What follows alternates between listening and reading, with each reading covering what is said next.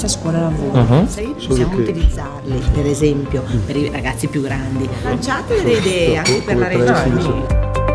Mi dia la mano, grazie, perché sennò mi rabalto. Il lavoro, i liberi professionisti, cercare di aiutare chi ha perso il lavoro a 50 anni, insomma sono proposte molto concrete che danno delle risposte. Ciao, grazie mille. Andrò in Nuova Zelanda perché la mia passione è governare le vacche e mi darà 1 chilometro quadrato di terra per fare un'azienda nuova.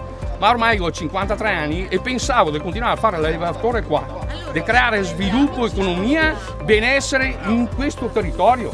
Zaia sull'agricoltura non ha fatto niente, perché l'unico che ha difeso sono stati i vigneti. Loro perderanno perché non hanno fatto niente. Io voglio risposte, non voglio slogan. Nel 1980 ho iniziato a lavorare e si parlava di gioiello europeo, non italiano della sanità. Grazie mille, arrivederci. Ciao, scusami.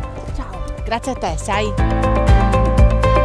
E ho presentato al ministro Poletti il Jobs Act Veneto, cioè noi daremmo un aiuto concreto di 500 euro al mese per un imprenditore che decide di assumere a tempo indeterminato con un contratto di apprendistato un giovane. Saluto Maria Pia, ti ringrazio molto. Con Renzi a Roma e la Moretti in Veneto dobbiamo vincere, non perché perde Zaia, perché vinciamo noi. La sfida è riportare la sanità veneta ad essere una delle sanità migliori d'Europa, perché è l'Europa che è il nostro orizzonte. Grazie, ciao, ciao.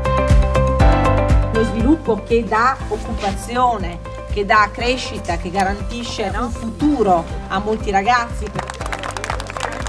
Io non tengo nelle tasche nessun portafortuna, ma il mio portafortuna è questo, sono questi taccuini, io ne ho già riempiti 3 e sono pieni di osservazioni, di proposte, di richieste da parte dei giovani, delle donne, dei lavoratori, degli imprenditori. È quello che saranno le priorità che i veneti mi hanno detto di prendere in mano subito. Io ho prenotato una visita geriatrica per mia nonna che ha 94 anni, mi hanno mandato a luglio del 2016. Però se ho 200 euro, nello stesso ospedale, il giorno dopo, lo stesso medico mi dà la visita. Non è il programma di un partito, di una coalizione, è il programma dei veneti, che in questi mesi, in queste giornate mi hanno raccontato quelle che sono le urgenze vere, le priorità.